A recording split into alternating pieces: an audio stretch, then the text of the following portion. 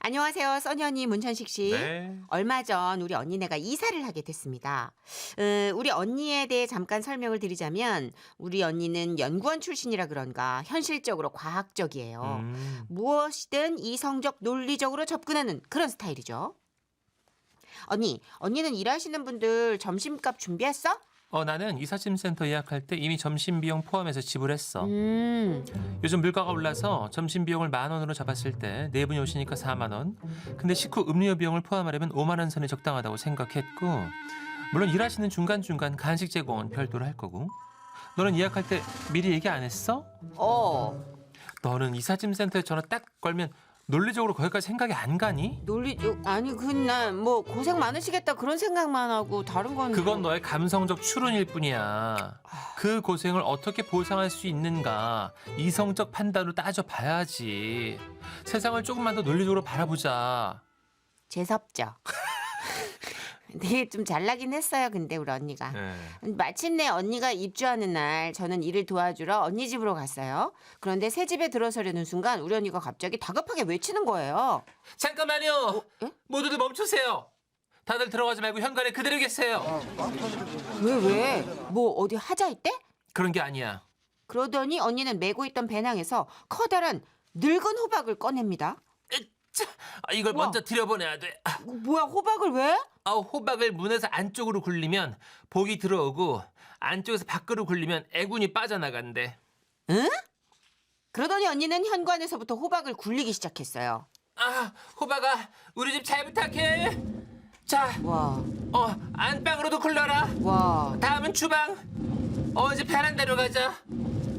마치 반려동물 집구경 시켜주듯이요. 언니는 호박을 요리조리 굴려가면서 애군을 빼고 있었는데 이게 저는 너무 어이가 없는 거예요. 와 언니 대박. 아니 나한테는 감성적이다 뭐 비과학적이다 그러더니 나보다 더하네. 아니지.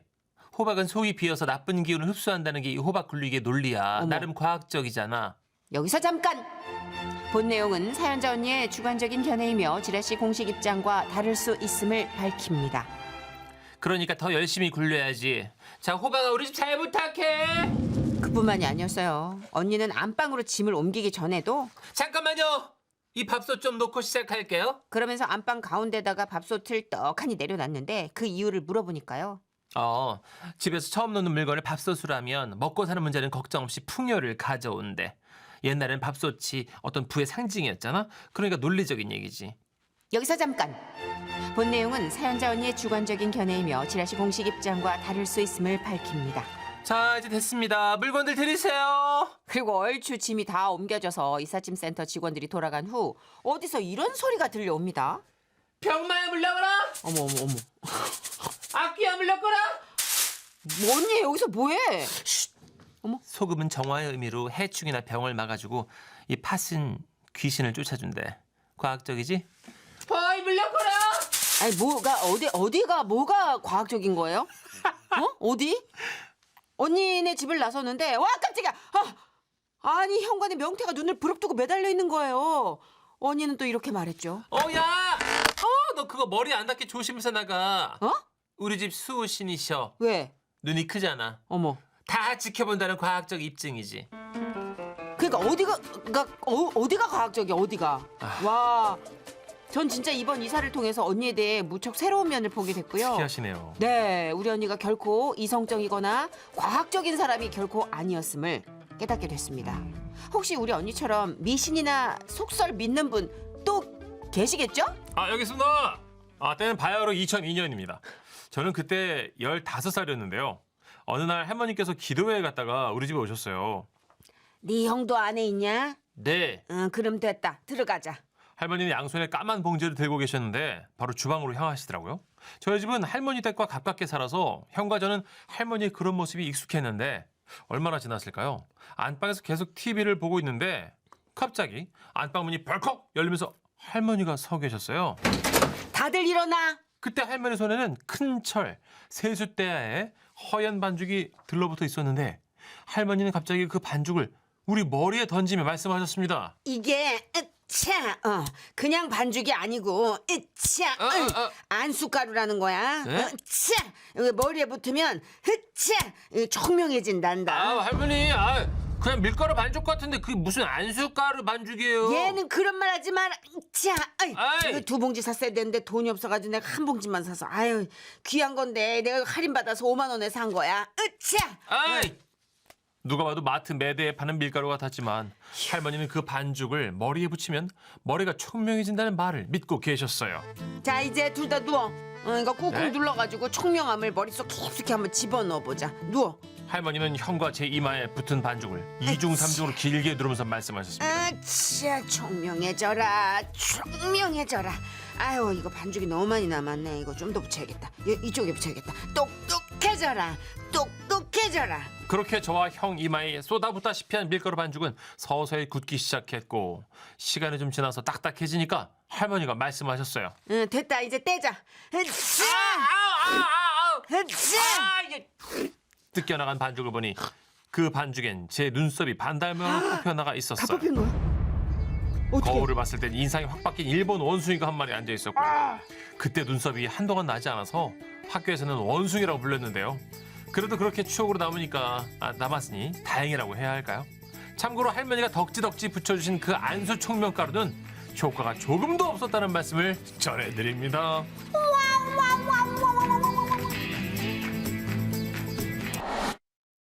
안녕하세요. 선시춘 씨. 저는 울산에 사는 60대 여성이에요. 네. 저기 얼마 전에 지인 생일 선물을 사려고 오랜만에 그 시내 번화가를 나갔거든요. 사람도 많고 이게 활기차가 기분이 참 좋대요. 그런데 기분 좋은 것도 잠시 갑자기 아랫배에서 막 꼬룩꼬룩하는 신호가 온 거라. 아이고. 식은땀이 막 송골송골 맺히고 막 발가락 끝에 힘이 콱 들어가는 게 막 야 이거 큰일 났다 이거 일촉즉발의 상황이다 막 이런 느낌이 확 왔거든요. 네. 그래도 다행인 거는 마침 앞에 커다란 아울렛 건물이 보이길래 저서 볼일도 보고 내가 선물도 사야겠다 싶어가 발걸음 재촉했어요. 그런데 그때였어요. 저 멀리서 웬 젊은 아가씨 하나가 저를 빤히 바라보더니 이렇게 공손한 미소를 띠며 다가오는 기라. 어머니. 인상이 너무 좋으세요. 고맙습니다. 제가 네. 지금 좀 바빠가지고요. 이렇게 아, 인상 좋은 분은 처음 봬요. 예, 그래요. 나도 그런 얘기 많이 듣거든요. 근데 지금 내가 좀 급하니까 제가 길을 좀 비켜주시겠어요? 근데 가능하나? 아이씨, 네? 뒤에 조상신이 아주 어둡게 따라다니고 있어요. 조상신이요? 어떻게 정수리부터 뒷목까지 조상신의 어두운 기운이 우리 어머니를 감싸고 있어요. 이거 딱 감이 오죠. 예, 그 유명한 도를 아십니까? 였어요. 조상신은 이제 곧 어머니 온몸을 휘감을 거예요. 그래 아가씨 잘 알겠고요. 근데 내가 진짜 급하거든. 어머니 이게 그냥 가실 일이 아니에요. 예? 아니 나는 지금 이게 진짜 가실 일이야. 왜냐면은 내가 이렇게 나를 잡으면은 그 어떤 것이 이렇게 쫙 나와가지고. 조상신이 노하시는 건 어쩌시려고요? 아니 지금 내가 조상신보다 더 무서운. 와 그때 정말 이게 더 이상 너가 참을 수 없다 이제는 뭐 그런 신호가 아랫배에서 딱 온 거라. 야 나 진짜 더 이상 내가 참을 수가 없네. 좀 미안해요. 이만. 저는 아가씨를 비켜가지고 아울렛 쪽으로 막 뛰가려 했는데 갑자기 누군가 내 팔을 덥석 잡는 게라. 돌아보니까 아까 그 다소곳한 아가씨가 험한 얼굴로 나를 붙잡더라고요. 조상신이 노하고 계십니다. 에? 지금 당장 저랑 가셔서 제사를 지내셔야 합니다. 안 그럼 정말 큰일 나세요. 미쳐버리겠네. 지금 안 그래도 관략근에 큰일 나게 생겼는데 와 이걸 어머니 어떡하지 이거. 제사를 지내셔야 해요. 아니 그 제사고 뭐고 나 진짜 와 이거 나 미칠 것 같은데 와 나 이거 야 아가씨 정말 말이 안 끝나네. 귀에 조상신 기운이 너무 착해서 차마 그냥 보내드릴 수가 없습니다. 저랑 같이 가셔야 조상신이 노염을 푸십니다. 이거 노염 풀기 전에 관략근이 먼저 풀리게 생겼는데 이거 와 어쩌라는 기고 엄마야 같이 가세요 어머니. 같이 가? 그때 딱 번뜩이는 생각이 난 거예요. 이게 뱃속에 가스들은 이미 임계점에 도달한 상황에서 아가씨는 내 팔을 놓지 않으니까 어떻게 방법은 하나. 야, 이 아가씨랑 같이 화장실에 가자. 그래갖고 내 팔을 잡고 있는 아가씨를 끌고 아울렛 화장실로 간 거라. 어머니 어디 가세요 어머니? 아니 내 뒤에 조상신이 노하시다니까네. 우리 그냥 같이 만나러 가요. 내가 급해가 더 이상은 얘기를 들어줄 수가 없어. 어머니 제사 지내는 곳은 이쪽이 아니에요. 아니야 일단 가봐. 내가 급하니까네. 가보고 얘기합시다. 그래가지고 아울렛 지하 화장실까지 갔는데 그 아가씨가 막 노발대발을 하더라고. 조상신을 몰래 보고서 화장실에서 제사를 지내시겠다는 거예요. 제가 이런다고 그냥 물러설 것 같아요? 전 어머니를 조상신으로부터 구해야 될 의무가 있는 사람이에요. 아니 나는 내 관략근을 구해야 되니까네. 그러면은 여기서 기다리든가. 아니요. 이래놓고 안 나오는 분들 제가 많이 봤어요. 물러서지 않겠습니다. 이거 미친 건가? 아, 와, 나 또 이렇게 집요한 아가씨 처음이네. 왜 이러지? 야, 도저히 할 수 없어. 화장실 칸안까지 데리고 갈 수밖에 없는 거잖아요. 그러면은 같이 들어가가지고 확인을 해. 같이요? 성인 여자 둘이 들어가긴 좀 좁았지, 하니. 그 밀폐된 공간이야말로 제 말이 뭔지 그리고 지금 제 가스가 얼마나 다급한지 알려주기에 최적의 장소라. 난 이래 생각했거든요. 이러셔도 전 물러나지 않습니다. 알았어. 지금 조상신이 내 뒤에 계신다 했죠? 자, 여기서 그분을 제대로 만납시다. 저는 그 자리에서 참았던 전동가스를 발사했습니다. 지금 뭐 하시는 거예요? 조상신이 노하십니다.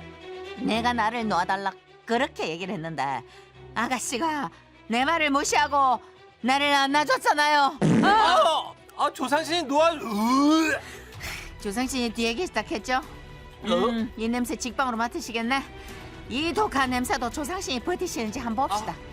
뭐 조상신도 코가 있으니까네. 조상신은 영적인 존재고 늘 뒤에서 우리 어머니와 함께 하죠. 그래요? 이래도요? 순간 아가씨의 안색이 정백해지면서 정신이 혼미해지는 것 같은 그런 표정을 나는 느꼈거든요.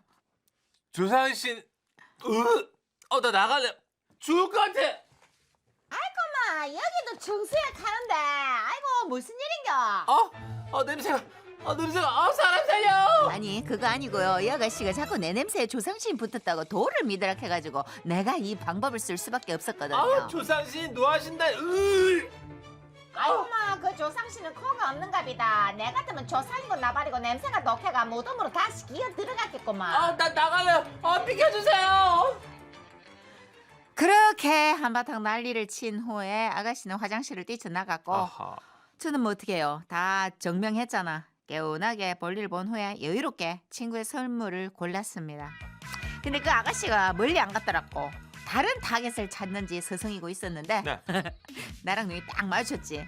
도망가대. 쌤통이다. 나 그날 깨달았잖아. 조상신보다 무서운 건 뭐다? 내 대장의 독가스다. 여러분 조상신이다 뭐다 하면서 끈질기게 접근하는 사람이 있으면 조심하세요. 그거 어리숙하게 보이면 다 당해.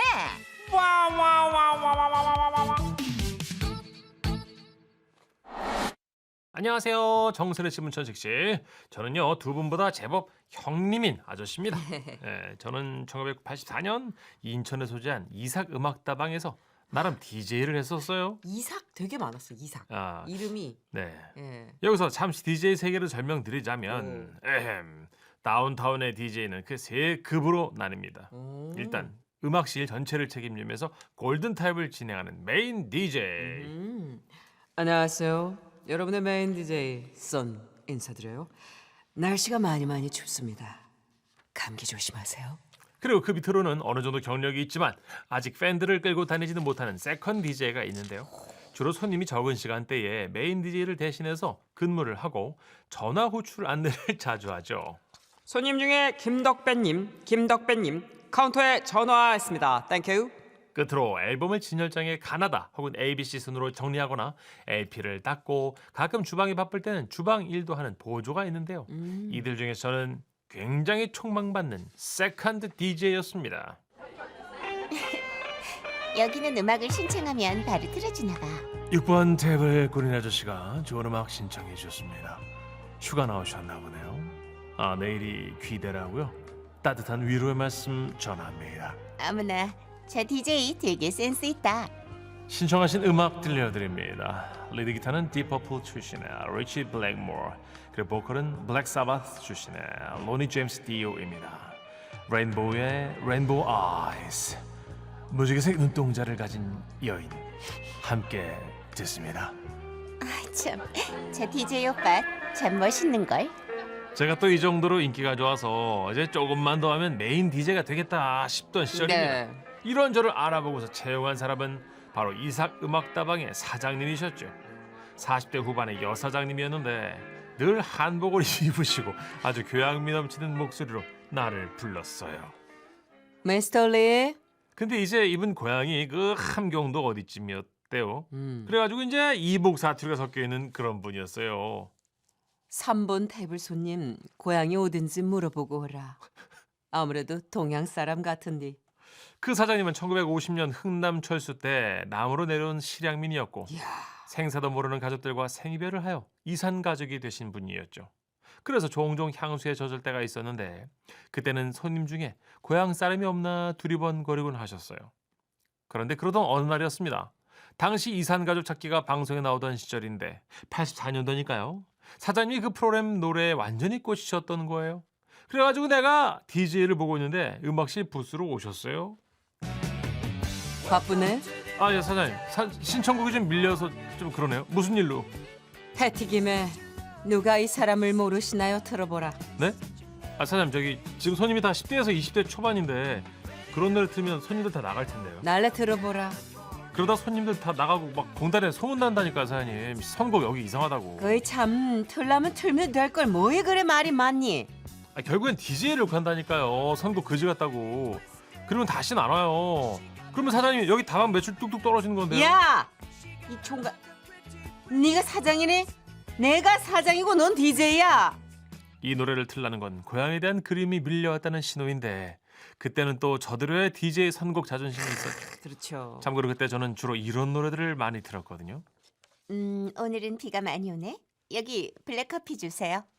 밖에 비가 많이 옵니다. 좋아하는 음악 많이 듣고 집에 가서 소주나 한잔 할까 합니다. 하시며 유라이어 힙의 레인 신청해 주신 분 언제나 그 자리에 앉아 계시네요. 땡큐. 함께 신청해 주신 UFO의 Try Me까지 두 곡 연속으로 들려드립니다. 좋은 시간 되세요.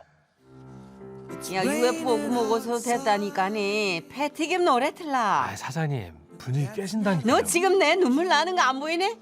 실향민은 그리워하고 싶을 때 고향도 맘대로 그리워 못하네? 날래 틀라. 아, 그래서 하는 수 없이 신청하신 노래를 틀었는데 아니나 다를까. 아, 이 패티김 쌤 노래가 나가는 순간 벌써 홀에서 웅성웅성하는 소리가 들렸습니다. 이산 가족이신 분이 그냥 듣고 싶다고 하신 패티김의 노래 한번 들어봤습니다. 신청자분에게 많은 위로가 됐으면 하는 바람입니다. 땡큐. 너무 좋다야. 아 너무 좋아. 야 다음 곡은 소른도의 잃어버린 30년 틀라. 사장님 여기서 더 나가면 진짜 손님 다 나간다니까요. 틀라면 틀라. 네가 사장이네. 그러던 어느 날이었죠. 사장님이요 우리 다방에서 실향민 어르신들 모임을 주최하신 거예요. 자 오케이 날래 들어오시라요. 예 반갑습니다. 아이고 네네 어서 오시라요. 저쪽 자리에 앉았으면 됩니다. 네네 이쪽으로 가시라요. 사장님 진짜 여기서 실향민 어르신들 모임을 하시게요? 야씨 못할 거 뭐이네. 아니 여기 주 고객층이 10대 30대인데요. 이렇게 되면 여기 다방에 물도 좀 흐려질 거고. 흐려지고? 야 미스터리 너 지금 실향민 어르신들 무시하는 거네? 아니요 무시하는 게 아니고요. 참해봐라. 빨리 DJ 부스 들어가서 어르신들 신청곡 받으라. 에? 신청곡도요?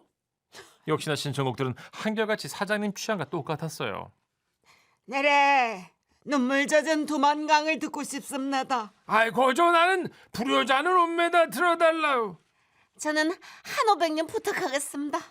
머레이 헤드의 One Night in Bangkok 을 선곡해놓고 있었는데 와 난감하더라고요. 그런데 이 와중에 더 당황스러웠던 것은 실향민분들이 모이자 분기탱천하여 정말 뜻밖의 노래를 신청하신 분이 계셨다는 거죠. 저기요. 네네. 멸공의 횃불 신청하겠어요. 천식 씨는 아시겠지만 이게 군가거든요. 아니 분위기 잡고 팝을 듣던 음악다방에서 나올 만한 노래가 아니에요. 그래가지고 그날 이런 노래들이 메들리로 나간 거죠.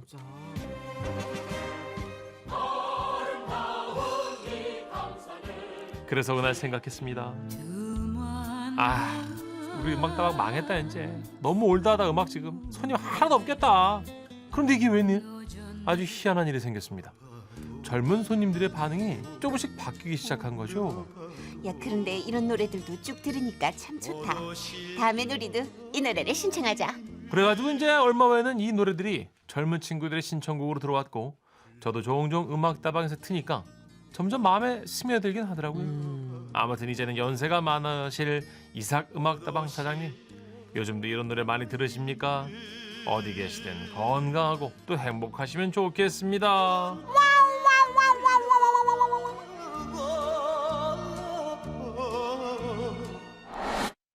정선이 누나, 문천식 형 안녕하세요. 안녕하세요. 8년 전 노총각인 제게 소개팅이 들어왔습니다. 군대 선임이 소개해주는 여자분이었는데요. 이 소식을 듣고 가장 좋아한 건 우리 부모님이셨어요. 운명의 소개팅 당일 아버지는 제 방문을 열고 말씀하셨죠. 선임이 아무나 소개해 주겠냐? 오늘 혼자 집구석 들어오려면 아주 다른 데 가가지고 자가지고 들어오든지 말든지요. 들어와서 잘라면 둘이서 같이 들어와야 된다. 이렇게나 큰 부담감을 안고 소개팅에 나갔는데 분홍색 원피스에 단발머리 여성분이 앉아 있었어요. 참으로 청순하시대요. 저희 할머니가 저 때문에 걱정이 많으세요.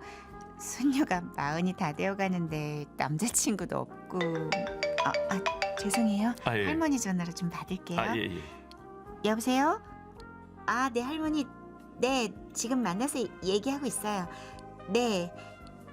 네. 네. 네네. 네.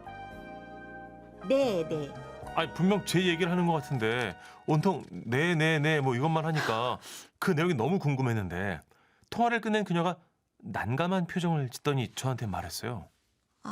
저 초면에 죄송하지만 예. 다음 주에 저하고 시골 할머니 댁에 같이 가주실 수 있을까요? 할머니가 보고 싶어 하세요. 와우. 이건 누가 봐도 가족 인사 플러팅이잖아요. 저는 마다할 이유가 없었고 집으로 돌아와 이 얘기를 하니까 아버지가 너무나 기뻐하셨습니다. 야, 그러니까 사돈 할머니를 뵈러 간다 이거잖아. 여보, 사촌들한테 우리 금방 장가 갈 거라고 전화 돌려. 아버님 급하시네. 부모님은 이미 손자까지 생각하고 계셨고 저는 그녀의 할머니께 무조건 잘 보여야겠다는 생각밖에 없었습니다. 그리고 마침내 그날 1시간 넘게 달려 도착한 시골 할머니 댁. 아이고, 내가 죽기 전에 우리 손녀 사이를 볼 수 있을까 했는데 고마워. 예, 아닙니다. 예. 나는 사이감을 볼 때 돈도 필요 없어, 인물도 필요 없어. 다만 딱 하나, 예, 그게 뭘까요? 닭 잡기. 예? 시골에서 자랐다며. 예, 그렇게 합니다만. 나 이제 나이가 들어가고 닭구 새끼를 잘 못 잡아. 예. 우리 영감이 닭은 기가 막히게 잘 잡았는데 지금은 세상을 떴고. 예. 잡아와. 뭐를요? 닭. 예, 그렇습니다. 할머니는 손녀 사이보다 토종 닭 잡아올 남자가 필요하셨던 거예요. 하지만 제가 시골 태생이 맞긴 하지만 시골이라고 다 닭을 잡는 건 아니거든요. 특히 저는 읍내에 살아서 닭모이도 준 적이 없는데 제가 닭을 어떻게 잡겠어요? 설마 못 잡아? 아닙니다. 잡을 수 있습니다. 그러면 얼른 서둘러. 해지면 닭들이 더 싸나워져가지고 나는 물거리고 있을 거야. 통통한 놈으로 잡아와. 소개팅녀는 처음엔 걱정 어린 눈빛이었지만 제가 닭을 잡겠다고 말하는 순간 눈에서 하트가 뿅뿅 피어나기 시작했고 저도 이제 많이 넘었고 장가는 가야 되니까 일단 닭장으로 향했어요. 닭들 참 많대요. 전 막대기 들고 이리저리 휘저으며 닭을 고르고 있었는데 그때였습니다.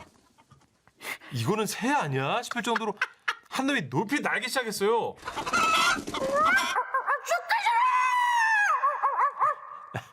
그러면서 그 놈이 제 뒤로 돌았는데 그 순간 갑자기 뒤통수에 뭔가 날카롭게 꽂히는 느낌.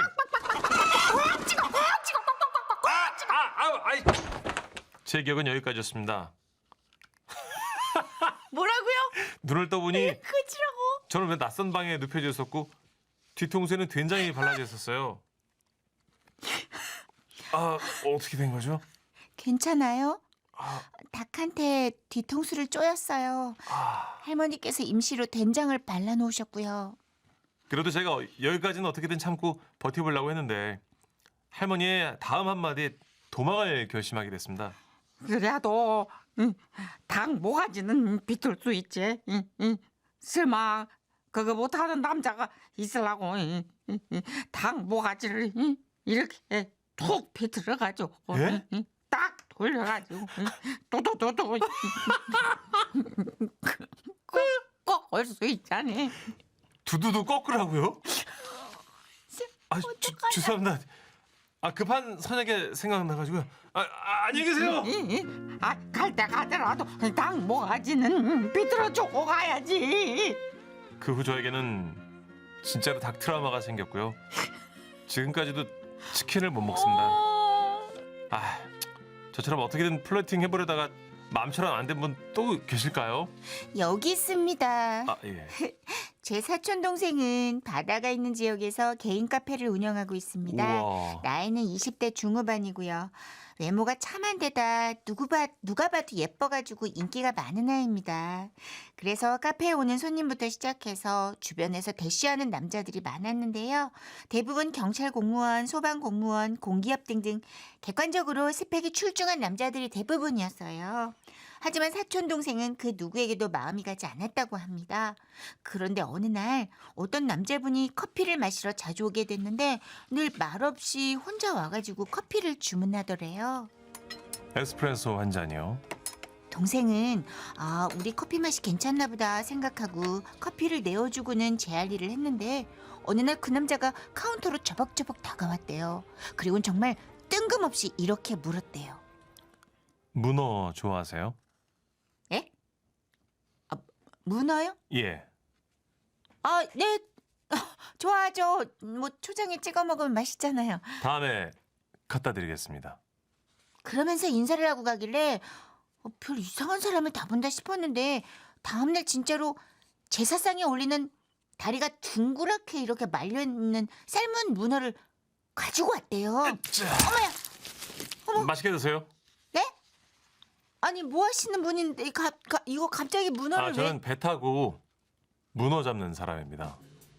그러더니 갑자기 그 남자는 문어를 내어줬으면 자신의 모든 걸 내어준 거라며 사랑을 고백하더래요. 이 문어 앞에 맹세합니다. 평생 당신만을 사랑할 자신이 있습니다. 저와 함께 문어 다리를 뜯어주시겠습니까? 빨판은 한 톨 한 톨 제가 다 떼어드릴게요. 많은 남자들의 대시에도 꼼짝 않던 사촌 동생은 웬일인지 그 문어 플러팅이 너무 좋아서 그 남자랑 사귀게 됐고 네? 문어 눈가를 씌웠는지 귀여운 아기까지 임신해서 올해 3월에 결혼입니다. 우와. 어디에 끌렸냐고 물어봤더니 지도 잘 모르겠대요. 세상에 많은 플러팅 중에 가장 구수한 플러팅, 문어 플러팅. 이게 통하다니. 야, 이래서 다 인연이 있다고 하나 봐요.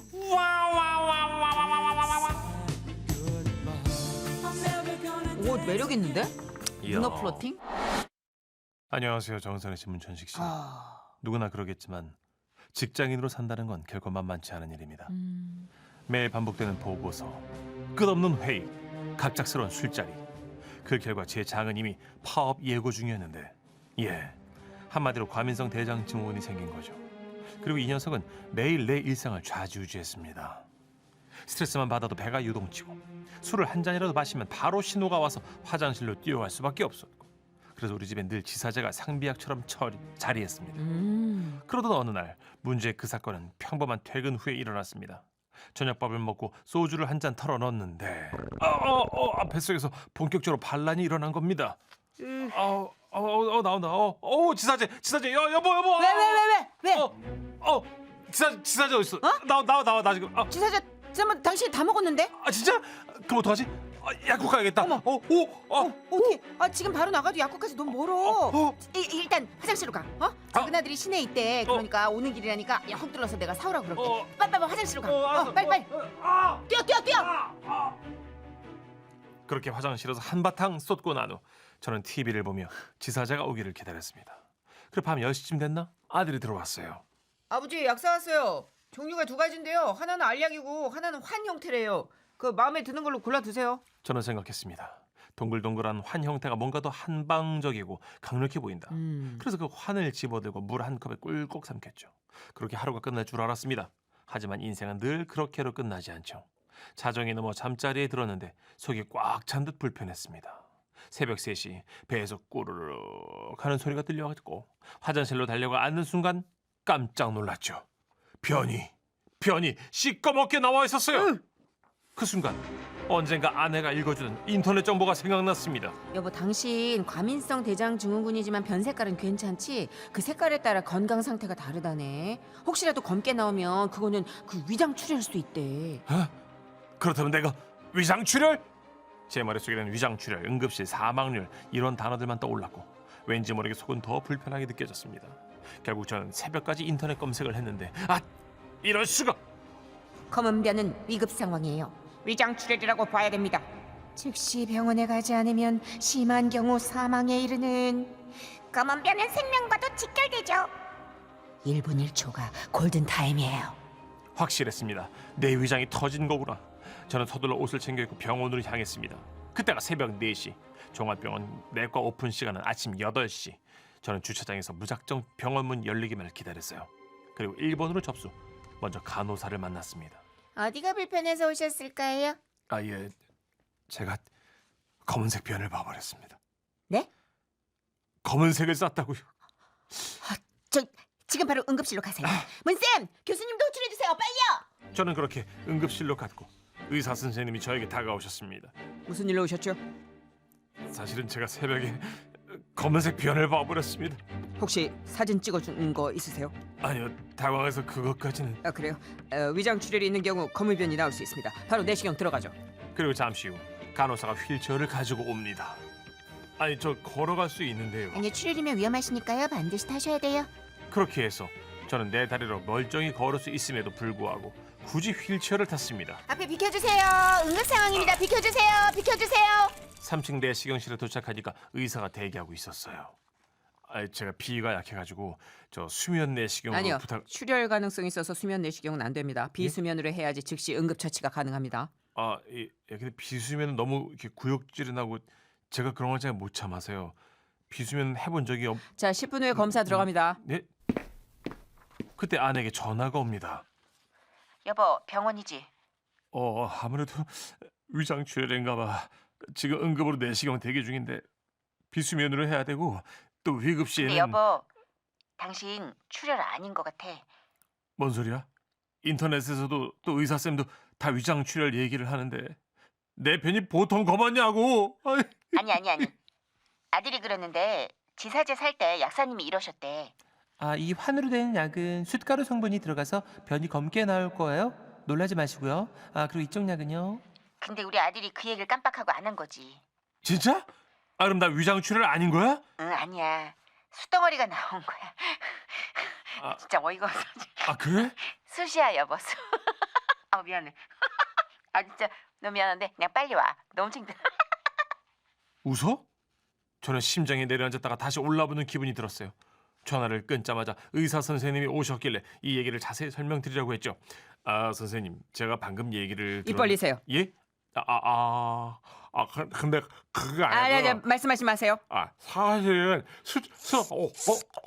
참으세요. 자, 참으세요. 정 간호사, 환자분 다리 좀 잡아주세요. 그렇게 저는 생애 첫 비수면 내시경을 받았습니다. 결과는요, 맑고 깨끗한 위장. 출혈은 그냥 깨끗한 장벽사지만 잔뜩 저장이 됐죠. 특별한 이상 소견은 없습니다. 결과가 좋아서 다행이네요. 예, 가셔도 좋습니다. 그날 저는 깨달았습니다. 남이 사온 약은 내 운명을 결정할 수도 있다는 것을. 그래서 앞으로 지사제는 내 손으로 직접 사고 술은 한 잔만 마실 겁니다. 아이고, 여러분도 지사제 조심하시고요. 약사님 말은 꼭 기억하고 전달하기 바랍니다.